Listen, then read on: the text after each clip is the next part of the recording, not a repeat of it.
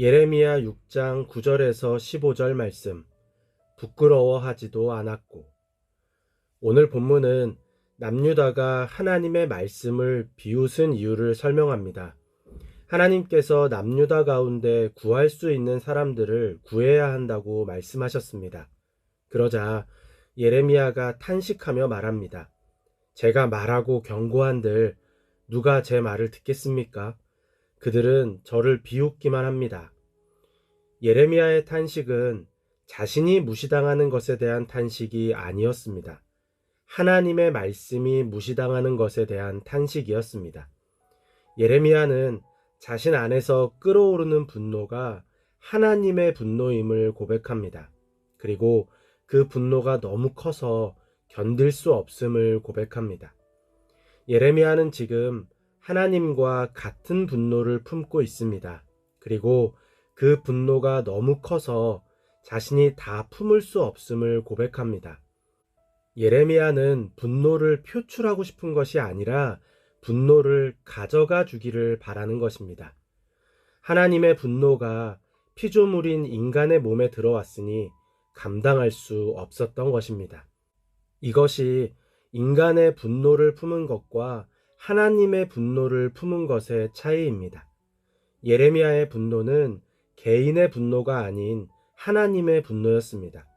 이것이 하나님과 연합한 자의 모습입니다. 하나님과 같은 마음, 같은 감정을 품고 살아가는 것입니다. 예레미야의 탄식을 들으신 하나님께서 말씀하십니다. 나의 분노를 쏟아라. 분노를 쏟아내는 일은 하나님의 성품을 역행하는 것입니다. 하나님의 기본 성품은 긍휼입니다. 긍휼의 히브리어 번역은 라카밈으로 어머니의 자궁을 의미하고 헬라어 번역은 스플랑크나로 뱃속 깊은 곳, 가장 근원적인 감정을 의미합니다. 즉, 긍휼은 하나님의 가장 깊은 곳에 자리 잡은 성품이라는 의미입니다. 긍휼의 라틴어 번역은 파티와 쿰이 합쳐진 단어로 함께 고통받다 라는 의미입니다. 하나님께서는 피조물을 자신과 분리하지 않으시고 그들과 연합하기를 원하십니다. 즉, 긍휼은 창조의 이유입니다. 그렇기에 하나님께서 피조물을 원수로 분리하시고 분노를 쏟으시는 일은 하나님의 성품을 역행하는 일입니다. 특히 하나님께서 인간의 손을 빌려서 분노를 쏟으시는 일은 아주 희귀한 일입니다. 왜냐하면 하나님의 분노를 담기에 인간은 너무 불안정하기 때문입니다. 인간은 하나님의 분노를 온전히 감당할 수 없습니다. 인간 안에서 하나님의 분노는 넘쳐서 지나치거나 왜곡됩니다. 결국 하나님의 분노가 온전히 표현되지 못하고 인간의 불안정한 감정이 돌출하는 것입니다. 그럼에도 하나님께서 인간을 통해 하나님의 분노를 나타내시는 경우가 있습니다. 그들이 하나님과 같은 분노를 가졌을 때입니다. 지금 예레미야는 하나님과 같은 분노를 가지고 있습니다.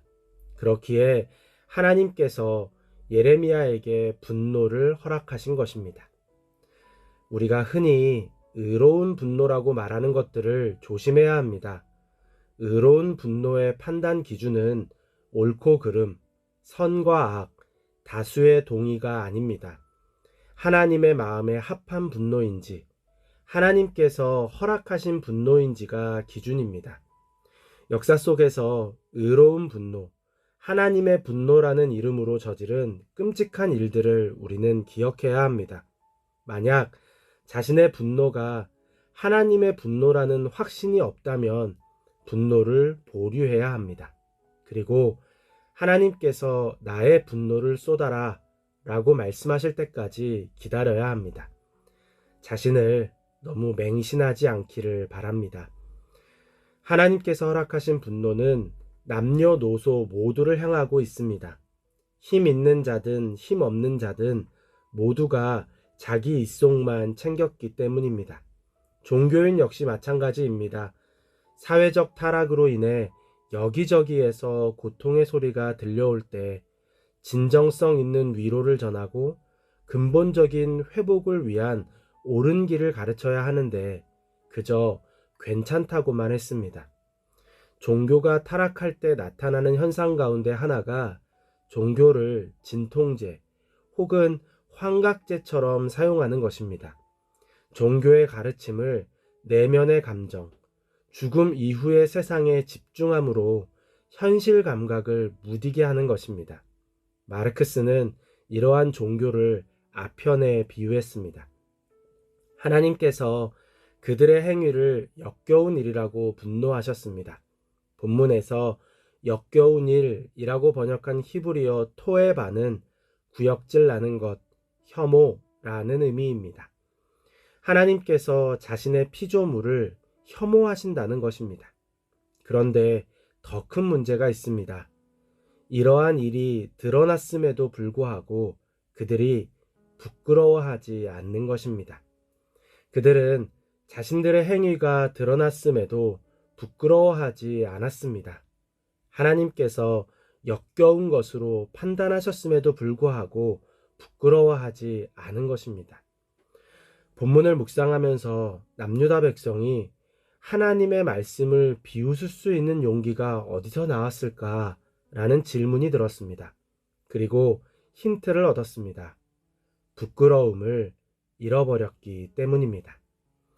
하나님의 말씀은 생명력이 있어서 삶의 질서뿐 아니라 우리의 영과 혼과 육의 질서를 온전하게 합니다.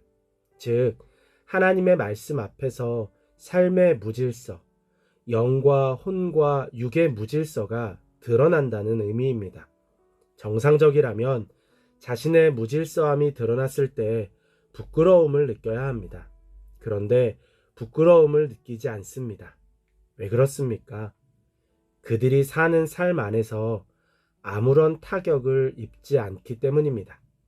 거룩한 삶의 구조가 이미 무너진 것입니다. 거룩함을 잃은 남유다의 현실에서 하나님의 말씀은 아무런 능력이 없습니다. 그저 무시당하고 비웃음 당할 뿐입니다. 우리도 마찬가지입니다. 우리의 삶을 지탱하고 있는 거룩함의 기둥들이 무너지면 하나님의 말씀 앞에서도 부끄러움을 느끼지 못합니다.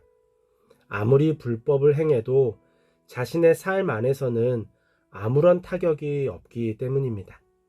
삶의 자리에 영적 부비트랩을 설치해야 합니다. 불법을 저질렀을 때 일상에 타격이 생기도록 해야 합니다. 그래야 하나님의 말씀 앞에서 부끄러움을 느낍니다. 가장 기본적인 것이 자신이 그리스도인임을 밝히는 것입니다. 삶의 모든 영역에 자신이 그리스도인임을 밝힌다면 조금은 부끄러움을 회복하지 않을까요? 하나님의 말씀을 비웃다가 쏟아지는 하나님의 분노를 당하느니 매일 부끄러운 삶을 사는 것이 더 낫습니다. 하나님께서 우리의 부끄러움을 긍휼히 여기시기 때문입니다.